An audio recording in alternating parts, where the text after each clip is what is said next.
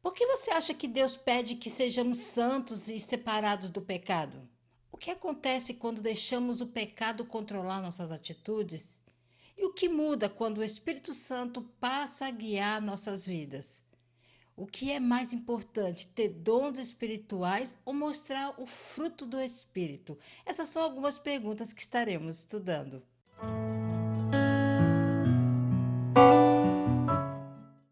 A paz do Senhor, povo lindo de Deus, para você que é novo por aqui, eu sou a diaconisa Tânia Anjo, sou professora e superintendente de escola bíblica dominical.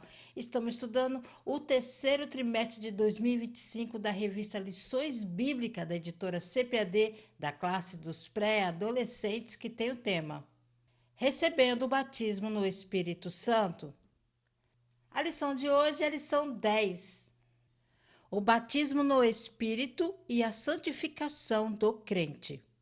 A lição de hoje encontra-se em Efésios capítulo 5, do versículo 18 ao 21. A Bíblia diz: procurem ter paz com todos e se esforcem para viver uma vida completamente dedicada ao Senhor, pois sem isso ninguém o verá. Hebreus capítulo 12, versículo 14. Objetivos da lição: entender que Deus é santo e exige a consagração dos seus filhos, apontar que a comunhão com Deus requer o abandono do pecado e ressaltar que o Espírito Santo auxilia o crente na santificação.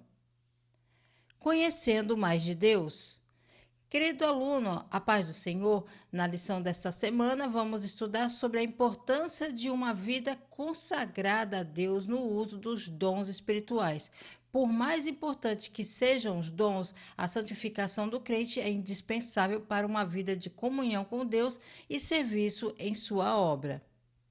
Muitos pensam que ser cheio do Espírito Santo é apenas falar em línguas ou receber dons espirituais, mas a Bíblia mostra que o verdadeiro batismo no Espírito Santo também nos leva a viver em santificação, ou seja, separados do pecado e mais próximos de Deus. O Espírito Santo não apenas nos dá poder, mas também nos transforma a nossa maneira de pensar, sentir e agir. Por isso, hoje vamos refletir como a presença do Espírito Santo pode mudar nossas escolhas, atitudes e até mesmo a forma como tratamos as pessoas ao nosso redor. Não esqueça de curtir, comentar, compartilhar pelo menos com uma pessoa da sua igreja, que você estará ajudando a esse canal a levar o ensino da palavra de Deus, ok? Então vamos lá. Ponto 1. Uma vida consagrada a Deus. Na Bíblia podemos encontrar diversos personagens que tiveram suas vidas consagradas ao Senhor. A. Dedicado ao Senhor.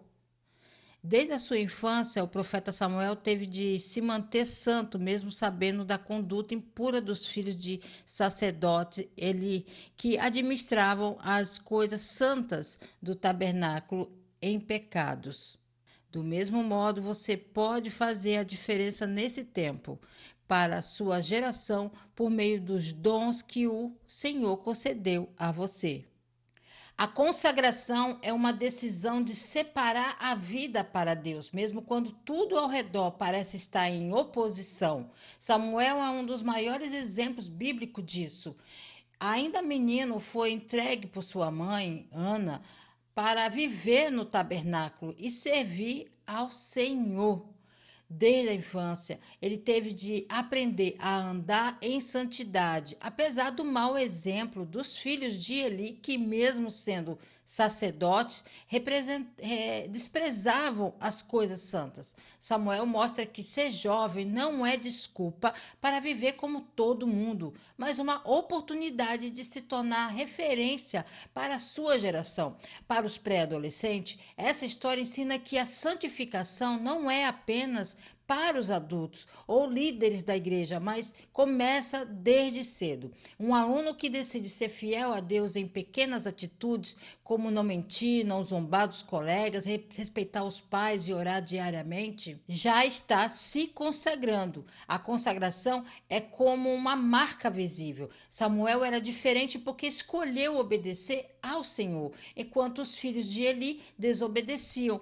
O nome Samuel significa pedido a Deus, ou Deus o ouviu, lembrando que ele nasceu como resposta à oração de sua mãe. Esse detalhe reforça que sua vida já tinha propósito desde o início. Mostra aos alunos que eles também podem fazer a diferença na sua geração com atitudes santas. Pergunte: seus colegas da escola percebem que você serve a Deus? Incentive-os a ver a santidade como um testemunho vivo que mostra Jesus aos outros. B. Obedecer ou sacrificar. Talvez você pense que na época de Samuel era mais fácil servir a Deus. Certamente não. Samuel escolheu obedecer a Deus mesmo com o coração doendo. Em alguns momentos, teve que agir com dureza para cumprir a ordem divina e isso trouxe tristeza ao seu coração. Um exemplo disso é quando ele precisou repreender o rei Saul por conta de sua desobediência. Servir a Deus nunca foi fácil, nem no tempo de Samuel. A santidade não depende de circunstâncias favoráveis, mas de uma decisão firme de obedecer. Samuel nos mostra isso de maneira clara. Ele precisou enfrentar momentos muito difíceis, inclusive quando teve que repreender o rei Saul por causa da sua desobediência. Saul havia preferido oferecer sacrifícios a Deus em vez de obedecer à ordem recebida. E Samuel declarou uma das frases mais fortes da Bíblia: eis que obedecer é melhor do que sacrificar. Isso mostra que para Deus mais importante do que rituais, aparências ou desculpas é o coração que se submete à sua vontade. Obedecer nem sempre é fácil e muitas vezes pode trazer dor, como aconteceu com Samuel, que amava Saul, mas precisou ser firme em cumprir a ordem divina.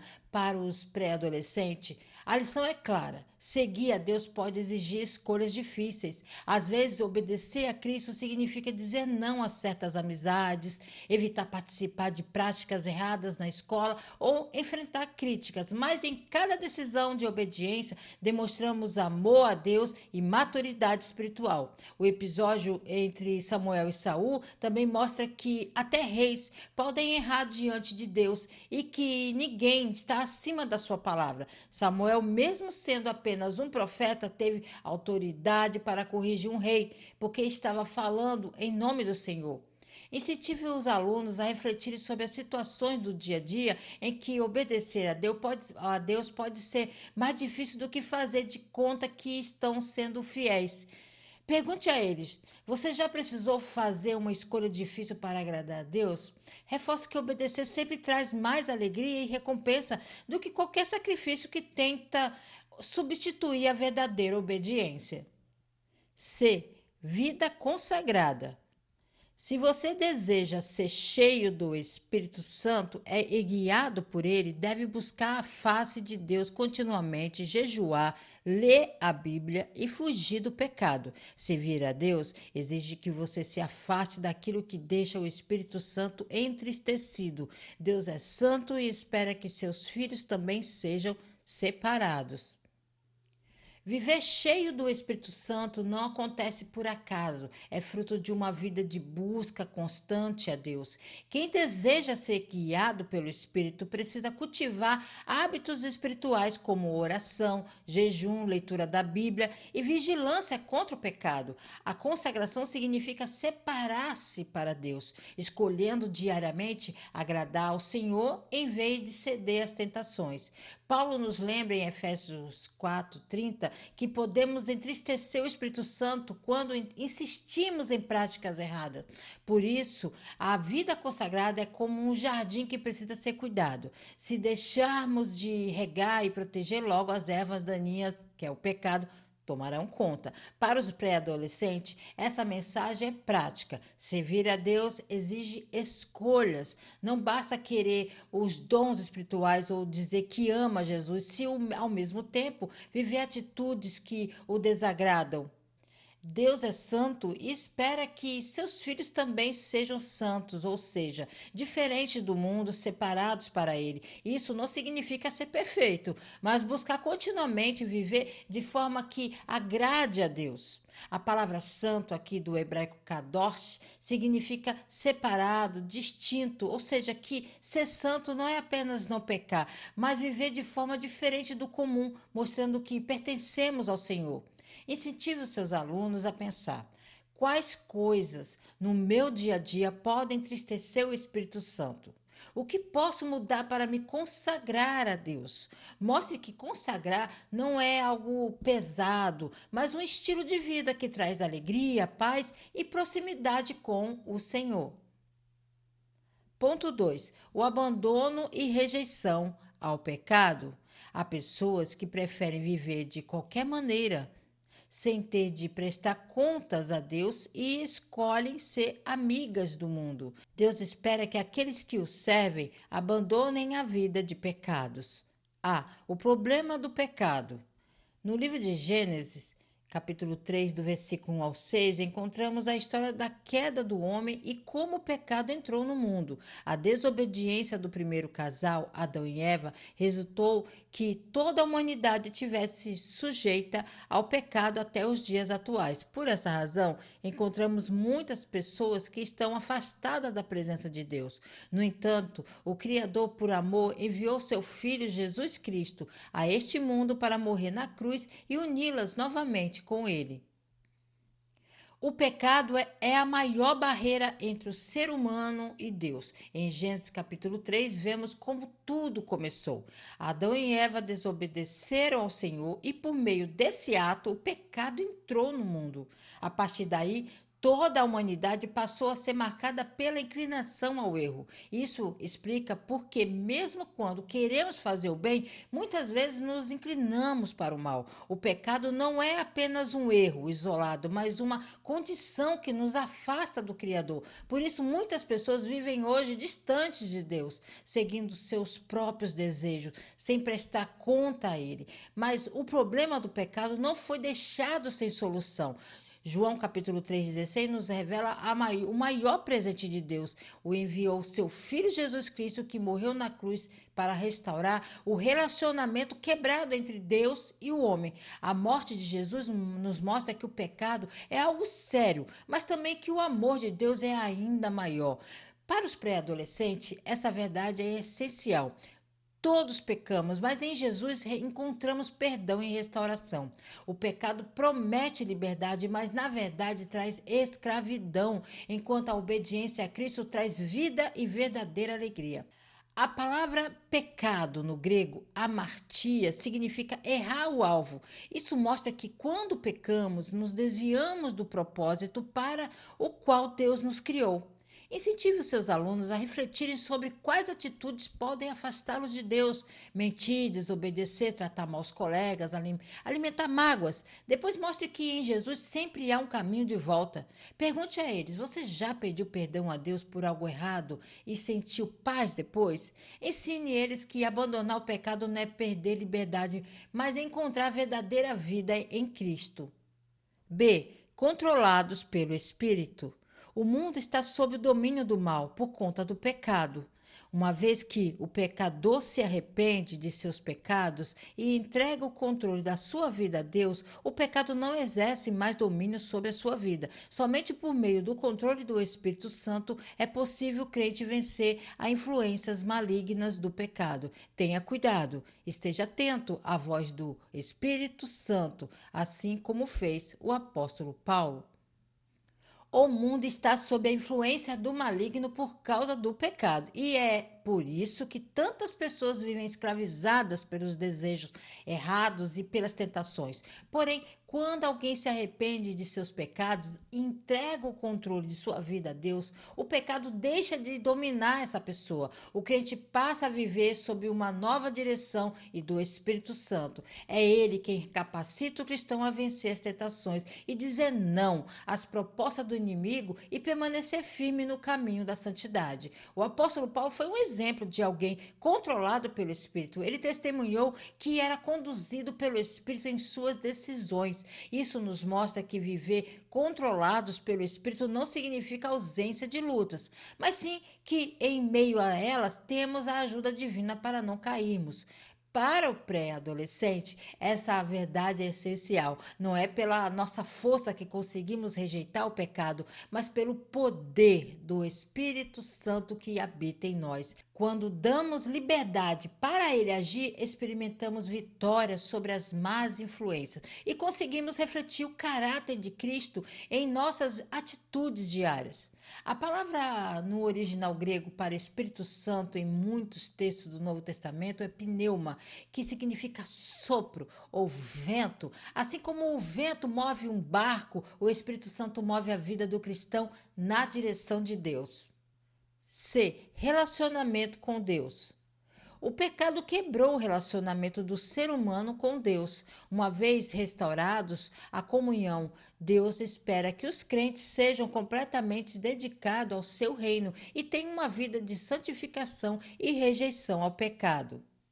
O pecado trouxe uma separação entre Deus e o ser humano, quebrando a comunhão que havia no início da criação. Por isso, muitas pessoas vivem sem paz, sem direção e longe da presença do Senhor. Mas quando alguém se arrepende e recebe Jesus como Salvador, essa barreira é retirada e o relacionamento com Deus é restaurado. A partir desse momento, o crente passa a desfrutar de comunhão verdadeira com o Pai. Contudo, Deus deseja mais do que apenas o início de relacionamento. Ele espera dedicação e fidelidade. A santificação é a vontade de Deus para todos os que o seguem. Isso significa separar-se do pecado e viver de modo que agrade ao Senhor. Santificação não é perfeição absoluta, mas é uma caminhada diária de rejeição ao mal e obediência à palavra de Deus. Para os pré-adolescentes, esse ensinamento mostra que servir a Deus não é apenas frequentar a igreja ou conhecer histórias bíblicas, mas sim desenvolver uma amizade profunda com o Senhor. Isso envolve orar, ler a Bíblia, buscar a ajuda do Espírito Santo e se afastar de tudo que pode entristecer a Deus. Quanto mais próximo do Pai, mais fortalecido ficamos para vencer as tentações. Na Bíblia, a palavra santo significa literalmente separado. Ser santo, portanto, é viver separado do pecado e consagrado a Deus, refletindo em nossas atitudes a nova vida que recebemos em Cristo. Ponto 3. A presença genuína do Espírito na conduta diária. O salvo que deseja ter a presença do Espírito Santo em sua vida, almeja também produzir o fruto do Espírito, buscando a santificação todos os dias. A batalha do crente. O ser humano é formado de espírito, alma e corpo. Diariamente, a nossa natureza humana combate contra o que o espírito quer, para que não façamos a vontade de Deus. Somente por meio da ação do espírito é possível o crente vencer os conflitos da carne e conservar uma vida espiritual consagrada a Deus.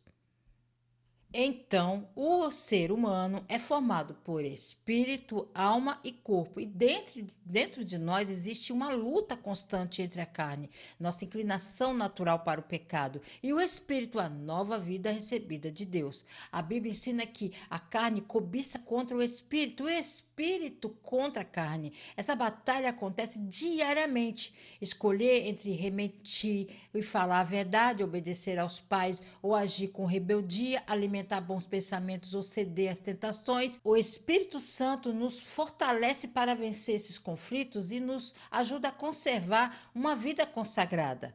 Sempre que sentir vontade de agir errado, lembre-se de orar e pedir a ajuda do Espírito Santo. Ele dá força para dizer não ao pecado. B. Imitadores de Cristo. Você consegue vencer e desfrutar da comunhão com o Espírito Santo quando busca santificar a sua vida. A vida dedicada a Deus é o caminho para vencer as obras da carne. Viver cheio do Espírito Santo significa imitar Jesus no dia a dia. Isso quer dizer perdoar, amar, ajudar os outros e viver de acordo com a palavra de Deus. Paulo ensina que quando andamos no Espírito, não satisfazemos os desejos da carne. Imitar a Cristo não é ser perfeito, mas é seguir o exemplo de obediência e santidade que ele deixou. Quando escolhemos ser diferentes do mundo, mostramos que realmente pertencemos a Deus. A palavra cristão foi usada pela primeira vez em Antioquia e significa pequenos cristos ou semelhantes a Cristo. O nome mostra que os seguidores de Jesus eram reconhecidos por viverem como ele. Dinâmica: escolhas da vida cristã. O objetivo dessa dinâmica é mostrar de forma prática que viver cheio do Espírito Santo é fazer escolhas diárias que agradam a Deus e rejeitam o pecado. Os materiais necessários são cartões ou folhas coloridas, metade de uma cor, para escolhas que agradam a Deus, e metade de outra cor, escolhas que entristecem o Espírito Santo. Caneta ou marcador, uma caixa ou saco para colocar os cartões. O passo a passo, como funciona essa dinâmica. Escreva em cada cartão uma atitude ou situação do dia a dia. Exemplos positivos. Exemplos aqui: orar antes de dormir, perdoar um amigo, obedecer aos pais, ler a Bíblia, ajudar um colega. Exemplos negativos: falar palavrão, mentir para se livrar de um problema, zombar de alguém, brigar, desobedecer aos pais. Coloque todos os cartões dentro de uma caixa ou saco. Peça que cada aluno retire um cartão e leia em voz alta. Se a atitude agrada a Deus, o aluno deve colocá-la no mural cartaz escrito santificação e presença do Espírito. Se a atitude entristece o Espírito, deve colocá-la no mural cartaz pecados e afastamento de Deus. Ao final, mostre que as escolhas revelam nossa vida diária. Quem é cheio do Espírito decide viver de forma consagrada e rejeitar o pecado. A aplicação dessa dinâmica. Explique. Ser cheio do Espírito Santo não acontece só dentro da igreja, mas em cada escolha que fazemos na escola, em casa e com os amigos. O Espírito Santo nos ajuda a vencer as tentações e a viver de modo que agrade a Deus. A conclusão na revista diz assim: dedique sua vida à santificação e temor a Deus. Dessa forma, você vencerá todas as dificuldades e glorificará a Deus com a sua vida. A vida cheia do Espírito Santo não se resume a experiências momentâneas, mas uma caminhada diária de santificação e temor a Deus. O pré-adolescente que busca a presença do Espírito Santo em suas escolhas vence as dificuldades, rejeita o pecado e glorifica o Senhor com sua vida. Deus abençoe você, sua casa, sua família, querendo o Senhor. Estarei de volta aqui para mais um Resumo EBD. A paz do Senhor a todos.